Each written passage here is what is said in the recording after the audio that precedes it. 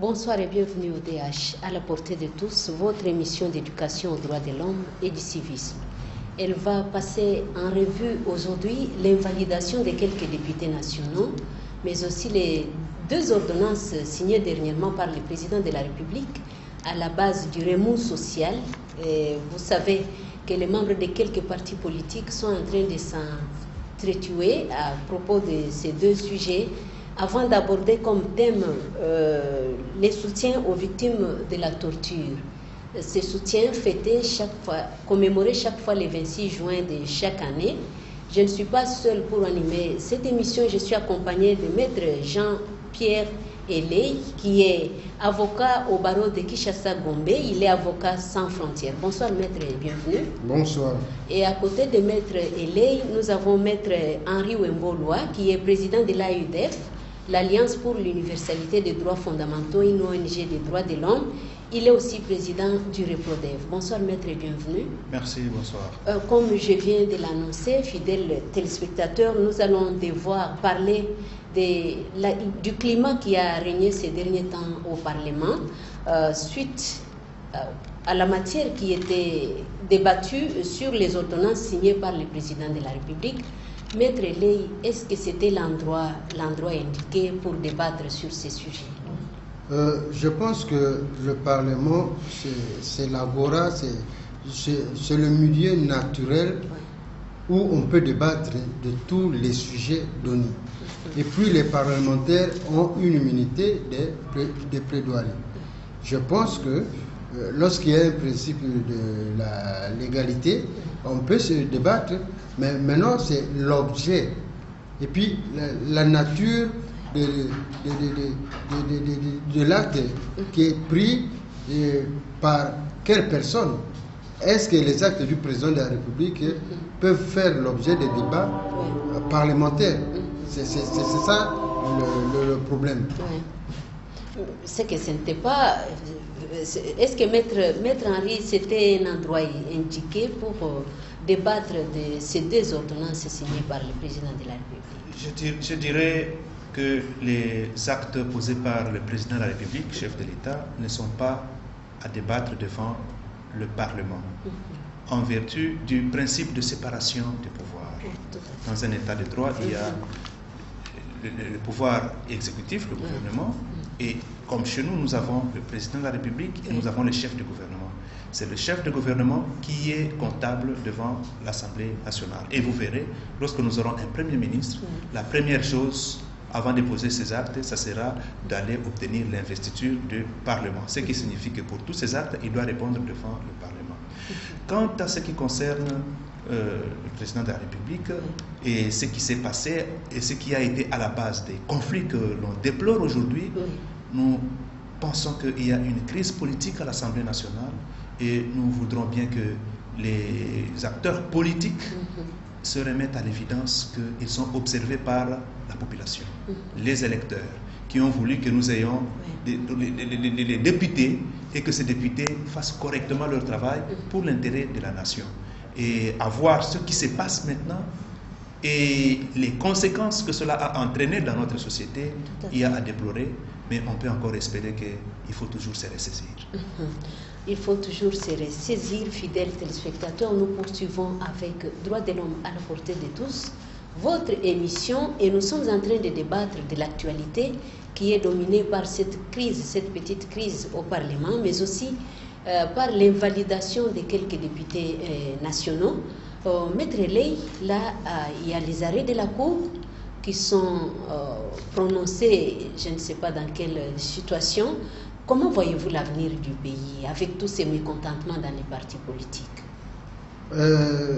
C'est avec réserve et prudence. On dirait qu'il y a quelque chose qui se prépare. Parce que moi, je ne peux pas comprendre que, conformément à la Constitution, les gens ont gagné. On a dégagé une majorité. On nous a dit qu'il y a une coalition, FFCC. Ça veut dire que vous êtes ensemble. Mais pourquoi ils ne peuvent pas s'entendre sur un minimum pour faire avancer le pays? Nous n'avons pas de gouvernement. Et au sein toujours du FCC, il y a l'AFDC, le parti de Bati qui estime qu'il doit avoir le Parlement, le Sénat, et beaucoup de partis, en tout cas, qui sont dans cette coalition, ils accusent le PPRD d'être gourmand, parce qu'il veut prendre tous les postes. Le PPRD a pris le poste de Premier ministre, le PPRD a pris le poste de président du Parlement, et le PPRD, d'après eux, parce que ça ne vient pas de moi, veut encore prendre la place du Sénat. L'AFDC, nous avons suivi par les médias, ils ont dit, au cas où le PPRD avait un candidat, en tout cas, pour eux, ils devront nécessairement présenter un candidat. Alors, les soi-disant loyaux, on dit que lorsque on va à l'encontre de la décision de l'autorité morale, ça veut dire qu'on n'est plus loyal. Alors, maintenant, les gens de FDC rétorquent. La loyauté ne veut pas dire accepter n'importe quoi. Nous sommes loyaux, mais nous estimons que par rapport à notre poids politique, nous n'avons pas à accompagner le PPRD. Et ce qui explique aussi les contradictions entre l'UDPS et le PPRD. Aujourd'hui, les gens se sont battus parce qu'ils estiment qu'on est entre alliés et nous ne pouvons pas comprendre qu'un député du PPRD puisse se soulever le problème de l'illégalité des ordonnances du président de la République au Parlement, alors que ce n'est même pas venu de l'opposition. Nous ne trouvons ça louche. Donc pour eux, ils estiment qu'il y a un plan pour déstabiliser le président de la République. Merci beaucoup. Donc ils ne se font pas confiance. Tout à fait. Alors l'avenir de ce point de vue est nébuleuse. Merci Maître Ley de ces explications. Maître Henri, ces arrêts sont rendus au-delà du délai. Sur le plan tout à fait légal, qu'est-ce qu'il faut encore faire si ces arrêts sont inattaquables, pardon? C'est une question difficile. Je crois que je pourrais encore lire les arrêts et voir quelle position on peut donner par rapport à ça. Mais d'emblée déjà, se pose un problème. La population a aujourd'hui l'impression que la Cour constitutionnelle a invalidé leurs électeurs, leurs candidats élus. C'est vrai, dans une certaine mesure. Si jamais la population ne comprend pas ce qui s'est passé à la Cour constitutionnelle pour arriver à invalider les personnes qui auraient plus de voix, et que si en réalité ces personnes n'ont pas été élues et ils se seraient imposés par la Cour constitutionnelle, cela sera la cause d'une crise de légitimité. Et comme vous le savez, la crise de légitimité a toujours été le plus grand problème de la gestion du pouvoir politique en Afrique et particulièrement en République démocratique du Congo. Ça signifiera tout de suite qu'on n'aura pas résolu la crise politique. Et comme conséquence, tout ce que nous avons fait comme des louanges à l'alternance politique, ça sera un vain mot. Un vain mot parce qu'on n'aura pas trouvé une solution au problème. Mais la crédibilité maintenant de la Cour, même au niveau international, oui, tout cela, ça va de pair. Et la crédibilité de la Cour, et même les autorités qui ont procédé à l'alternance politique, ça va causer un problème. Les gens n'auront pas confiance. Et surtout que, quand on n'a pas de pouvoir, quand on n'a pas de légitimité, les décisions qui risquent d'être prises sont difficilement à être digérées par la population. Mais quelqu'un qui a toute la légitimité, il peut prendre des décisions impopulaires, la population peut toujours suivre. Mais alors, voilà dans quelles circonstances nous nous trouvons. Quelle solution aujourd'hui? On dit que les arrêts sont inattaquables. On dit que c'est la plus haute juridiction. Il y en a même qui pensent que les personnes qui sont devant ces hautes juridictions ont des immunités, ne peuvent jamais, sont infaillibles, ou ne peuvent jamais commettre des fautes ou des infractions. Non, là ce n'est pas correct. Et moi je sais aujourd'hui que même en matière de justice, c'est vrai, à un certain niveau, avec les instances internationales, lorsqu'on est arrivé, on peut dire qu'on a l'autorité de la chose jugée, on a épuisé les voies de recours, mais à ce moment-là aussi s'ouvrent d'autres voies devant d'autres instances internationales. C'est vrai, tout ça, ce sont de longues voies. Mais est-ce qu'on peut aujourd'hui penser à ce que les autorités politiques se mettent ensemble pour trouver des solutions adéquates au problème qui est le nôtre? C'est qu'il faut un autre dialogue alors. Oui, nous sommes déjà devant un problème. Nous sommes déjà un problème. Ou encore faudra-t-il dire, il faut attendre à ce qu'il y ait une révolution dans le pays avec toutes les conséquences qui peuvent advenir? C'est autant de questions. Je crois qu'il faut beaucoup réfléchir sur la question et il faudrait aussi avoir des solutions qui puissent nous apporter plus de paix. Et là encore, nous lançons un appel vibrant à tous les acteurs politiques. On a constaté que la violence règne aujourd'hui en maître dans notre pays. Que ce soit à Kinshasa, à Lubumbashi et dans d'autres coins du pays, les militants des partis politiques ont été choqués et ils ont recouru à la violence. Nous en appelons à toutes les autorités politiques, de l'opposition comme de la majorité, le président de la République, l'autorité morale de FCC. Ils sont responsables de toute la situation qui est en train de venir au pays et qu'ils prennent des dispositions et qu'ils puissent prendre la parole devant toute la population pour demander, pour appeler à la non-violence, pour apaiser cette population. Là, nous le répétons au président du FCC, donc l'autorité morale du FCC, et au président de la République, ils ont cette grande responsabilité aujourd'hui d'appeler tout le monde à la paix. Appeler tout le monde à la paix, c'est le maître mot qu'il faut retenir, fidèles téléspectateurs. Nous poursuivons avec EDH à la portée de tous et nous abordons comme thème soutien aux victimes de la torture. Le 26 juin de chaque année est dédié à la lutte contre la torture et autres comportements dégradants et humiliants vis-à-vis de l'être humain. Maître Ley, là, cette journée est célébrée le 26 juin de chaque année, comme je viens de l'annoncer. Est-ce qu'il y a des activités en marge de cette journée organisée? Oui, il y a des activités en marge et au niveau des Nations Unies, sur place, au Congo, on organise les concours de plaidoirie et sont compétissent l'Université protestante du Congo, l'Université catholique, l'Université William Booth, l'Université Simon Kimbangu et autres.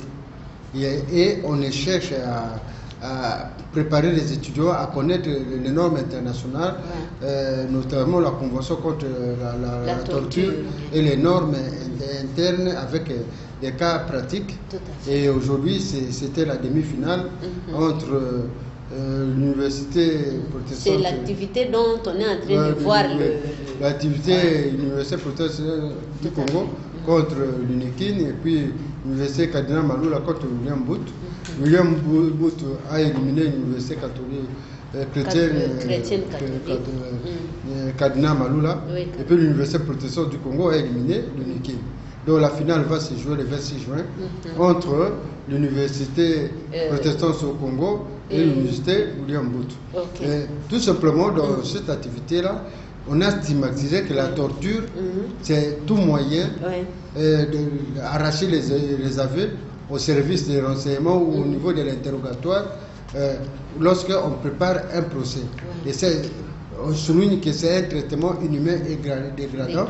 On ne peut pas utiliser la torture pour arracher des aveux aux gens.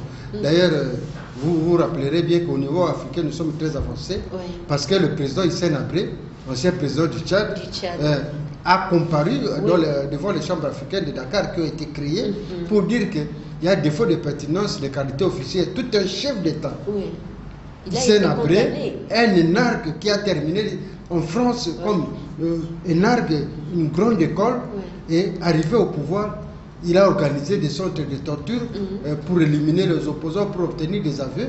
Vous voyez donc, nous avons un cas de jurisprudence. Il suffit d'aller sur Google, Chambre africaine de Dakar, et le président Hissène Habré a été condamné pour torture. Donc, nous en appelons à la conscience des policiers, des agents de services de renseignement, et de ne pas utiliser la torture pour arracher des aveux. Et tout procès verbal contre un inculpé qui joue de la présomption d'innocence, des aveux obtenus sur base de la torture ne valent rien du tout. Donc, nous pensons qu'il faut faire des interrogatoires normalement, il ne faut pas utiliser la torture, des traitements inhumains et dégradants, parce que nous jouissons des gens juste la présomption d'innocence. En plus de cela, en ce qui concerne notre pays, nous avons un cas d'actualité. Le cas de M. Floribert Chebeya. M. Floribert Chebeya a été convoqué par la police sur base d'une invitation de la police. Il s'est rendu au lieu parce qu'on dit il a cru au service officiel que quand on vous appelle par l'État, vous devez aller sur base d'un document officiel. Mais arrivé sur le lieu, il a été torturé et il en est mort. Le lendemain, on a assimilé, on a amené son corps vers Bensek là-bas au cimetière et on nous a montré, toujours par la police, que non, il y avait des spermes et c'est sûr qu'il n'a pas payé une femme et la femme l'a tué. Mais le jugement est en cours. Non, je vous parle d'abord de faits présentés par la police, on a assimilé ça. Mais quand il y a eu un procès au niveau de la cour militaire, on va se rendre compte qu'il n'était pas question. En tel point qu'aujourd'hui, on a des cas, des clients, quand on l'appelle à la police, ils ont peur parce que nous avons une jurisprudence. Et on ne peut pas reprocher à quelqu'un qui a peur d'aller à la police quand il est appelé au niveau de la police, parce que au plus haut sommet de notre police nationale, à la direction générale, quelqu'un, Chebeya, défenseur des droits de l'homme, il a cru que nous étions dans un état de droit, puisqu'il lui-même il a accompagné plusieurs fois des gens qui sont convoqués par la police, et nous les avocats, nous y allons souvent. Mais dans les locaux de la police, il a été torturé, il a été tué, on a simulé un cas où il serait un malpropre et il en est mort. Et cette affaire continue parce que même au niveau de Dakar, il y a Milambo qui était là, qui avait fait la torture, qui est prêt à témoigner sur ordre de ses chefs hiérarchiques, et il y a la responsabilité des supérieurs hiérarchiques. Et l'affaire reste à condition pendante. Que cette responsabilité soit établie. Oui, mais c'est le tribunal qui établit la responsabilité. Merci beaucoup, Maître Ley. Maître Henri, il faut rappeler ici que la torture est une infraction autonome. Est-ce que vous pouvez en parler? Oui, merci Madame. Pour dire un petit mot par rapport aux activités, c'est vrai, Maître Ley Lofele, il a si brillamment exposé. Et on a suivi aujourd'hui, le 14 juin 2019, donc les compétitions, des concours de plaidoirie sur la torture entre les étudiants de l'université chrétienne Cardinal Maloula contre William Booth, d'une part, et d'autre part, les étudiants de l'UPC contre ceux de l'UNIKIN. Et tout ça, c'est pour dire stop torture. Et la torture, c'est un acte qui est répréhensible, qui est un acte interdit. Tout à fait. Et il y a une interdiction absolue de la torture sur le plan international comme en RDC. Interdiction absolue, c'est-à-dire dans aucune circonstance, on ne peut tolérer la torture. Pourtant, il est des cours. Et c'est pour cette raison que la RDC a ratifié la Convention contre la torture et autres peines ou traitements cruels, inhumains et dégradants.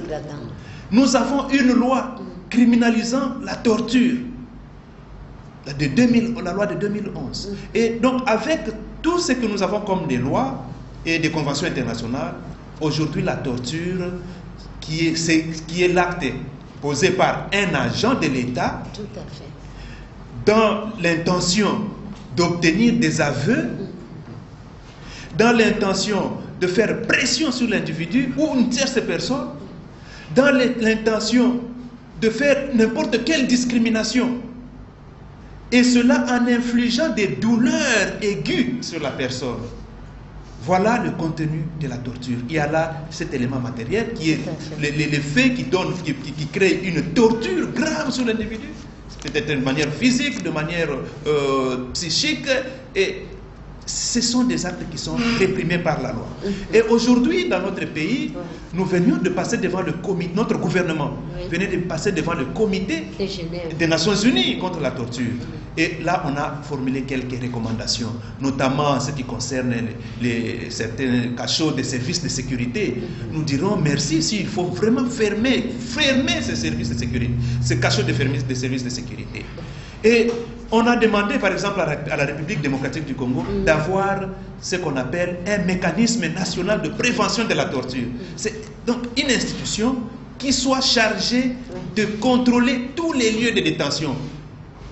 À un certain moment, les services de l'ANER, il n'y avait pas de contrôle. Et c'était comme ça, selon la loi. Et donc, il faut enlever cet obstacle pour que les parquets, les ministères publics puissent avoir le contrôle de tous les lieux de détention. Ici, les lieux de compatir. Compatir avec toutes les victimes des actes de torture. C'est pour dire que vous en souffrez. Peut-être dans un milieu caché là où vous vous trouvez. Peut-être que qu'ils sont les membres de famille qui en souffrent. Nous présentons vraiment toutes nos compassions avec ces gens-là. Et l'effort aujourd'hui des nations civilisées et des vrais dirigeants qui ont la soif, qui ont le souci de leur population, c'est de mettre fin à ces actes de torture. Et tout le mois, nous espérons qu'il y aura plusieurs activités et s'il y a des cas, on pourra encore y revenir. Nous venons de parler avec Maître Elei de la situation de Floricher Cheveya, c'est un défenseur des droits de l'homme. Mais il y en a autant. Nous avons aujourd'hui des gens qui sont en train de souffrir dans des lieux de détention pour peine de mort, notamment dans le dossier du feu président Laurent Désiré Kabila, où les gens ont été condamnés sans un jugement d'appel. Ce sont des familles qui sont en train de souffrir.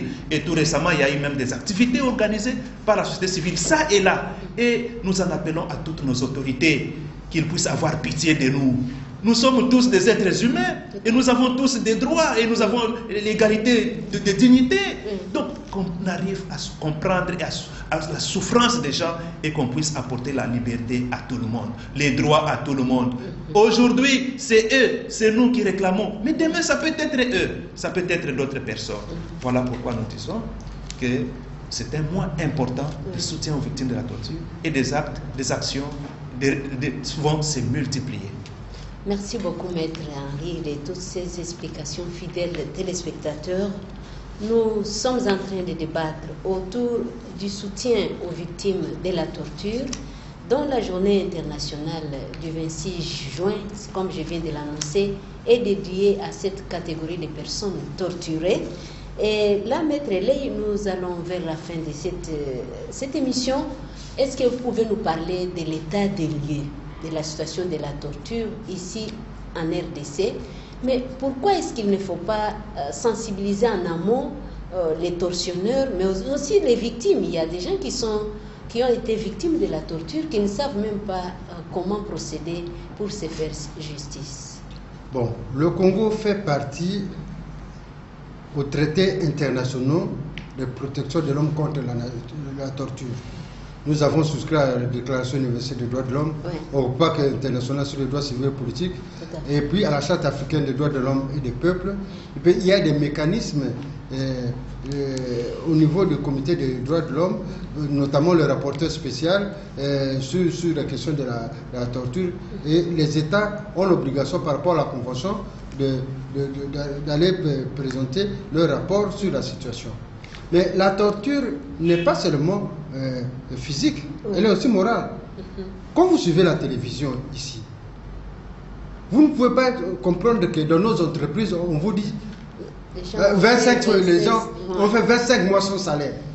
Vous passez à la SONAS, les gens disent 15 mois. À l'OCPT, 50 mois. Est-ce que cet homme-là... On vous dit qu'il y a des militants des partis politiques qui ont envahi les rues, il n'y a pas moyen de passer. Non, ça ce n'est pas la torture. Il ne faut pas confondre les choses. C'est ça. Non, quelqu'un qui n'est pas payé, il est torturé. Je vous donne un exemple du procès sur l'assassinat de Laurent Désiré Kabila. En droit, il faut qu'il y ait la présomption d'innocence et il faut donner les possibilités de recours. Ces gens-là étaient condamnés par un tribunal qui siège au premier dernier ressort. Ils sont condamnés à mort. Ok? Il y a des jeunes gens qui ont participé à l'AFDEL. Moi, j'ai plaidé pour les gars de Koro, par exemple, de Kabila. Ces jeunes-là du Sud Kivu. Ouais. On leur avait dit que du Katanga, que quand nous allons arriver à Kinshasa, vous aurez des maisons, nous vous enverrons aux études. J'ai vu des jeunes gens, ils sont là, les Jojo Mukanirwa, le capitaine Itongwa qui était le chef de garde de corps, les Tiribakura. Moi j'ai défendu pour eux. Ces jeunes gens ont fait maintenant 20 ans à Makala pour rien. Il y a d'autres personnes qui jouissent de la révolution aujourd'hui, qui n'étaient même pas de près ou de loin. Ils ont pris le risque, ils sont arrivés avec nous ici. Et ces jeunes gens-là sont condamnés à mort. Mais c'est une forme de torture. Imaginez 20 ans dans la vie de quelqu'un comme ça. Le responsable des services et des renseignements. L'État est là, il est en prison. C'est une torture morale parce que vous ne lui avez pas donné la possibilité d'épuiser tous les voies de recours. Et ça, c'est torturer quelqu'un. Merci beaucoup, Maître. Nous sommes presque à la fin de cette émission. Maître Henri, les recommandations. Qu'est-ce qu'il faut faire? Oui, la torture, comme on l'a dit, ce sont des actes qui sont posés par les agents de l'État. Ça, c'est important dans les éléments. Et c'est aussi la douleur physique et mentale de haute intensité qui est infligée sur certaines personnes. Et la torture a comme objectif intimider, punir quelqu'un pour un acte qu'il a commis, chercher à obtenir des aveux et faire des pressions ou recourir à toute forme de discrimination. Et comme recommandation, nous pouvons dire qu'il y a de part et d'autre des responsabilités entre les gouvernants et la population. Pour ce qui concerne d'abord les gouvernants, le fait d'avoir une loi, c'est une chose. Faut-il dire aussi que la loi manque des éléments importants pour préciser, par exemple, qu'il y a la responsabilité du chef hiérarchique. Vous arrivez dans un cachot, on a torturé quelqu'un, on l'a tué, et on va chercher à savoir qui est la personne qui a commis l'acte. Non, le chef hiérarchique, sa responsabilité est engagée lorsqu'on ne sait pas tomber sur la personne qui a posé des actes matériels concrets. Et nous avons besoin d'obtenir aujourd'hui un mécanisme national de prévention de la torture. C'est une institution, une structure de l'État qui permet à l'État de suivre la situation dans tous les milieux carcéraux, là où on peut détenir les personnes, pour veiller à ce que les actes de torture ne soient pas commis. Parce que lorsque nous disons qu'il faut être agent de l'État, mais il y a dans des cachots des individus prisonniers qui font souffrir les autres avec des sanctions pour laver, pour vider les puits, les fosses septiques, et des gens souffrent sérieusement. Et parfois, ce sont des prisonniers qui font souffrir les autres. Et tout ça, c'est dans la charge de l'État. Mais il n'y a pas un contrôle. C'est pour cette raison que nous parlons de ce contrôle. Un mécanisme national de prévention peut faire ce contrôle. Mais aussi, il y a d'autres institutions, comme la Commission nationale des droits de l'homme, qui arrive à faire aussi un niveau, donc une visite des lieux de détention. Mais il faut avoir une spécialité pour répondre aux exigences des conventions internationales. Arriver dans toutes les infrastructures et faire correctement ce qu'il faut pour éradiquer cette pratique qui est mauvaise pour notre société. Mais pour nous, la population, par exemple, il y a le comité de l'Organisation mondiale contre la torture qui a mis en place un groupe d'intervention judiciaire pour des cas de torture, dont je suis aussi membre. Donc, il y a aussi beaucoup d'ONG qui s'occupent de ces questions de torture. Donc, il faut dénoncer et qu'il y ait des poursuites. Merci beaucoup, Maître Henri. Je rappelle, fidèles téléspectateurs, que nous avons reçu dans le cadre de cette émission Maître Jean-Marie Ley, qui est avocat au barreau de Kinshasa-Gombe. Il est aussi avocat sans frontières. Merci, Maître, d'avoir répondu à mon invitation. C'est moi qui vous remercie. Il y a Maître Henri Wemboloa, l'habitué de cette émission. Il est de l'AUDF, l'Alliance pour l'universalité des droits fondamentaux, une ONG des droits de l'homme. Il est aussi président du REPRODEV, coordonnateur du REPRODEV, réseau de protection des droits de l'homme, victimes, témoins et professionnels des médias. Merci beaucoup, Maître, d'avoir répondu à mon invitation. Merci, Madame Sophie. Les deux caméras étaient tenues de main de maître par Dino Lumbongo et Jires Nzouzi était à la régie finale. Le grand R, Géry Bindele, a réalisé cette émission. Merci à la radio-télévision catholique et Likia. D'ici là, portez-vous bien. Au revoir.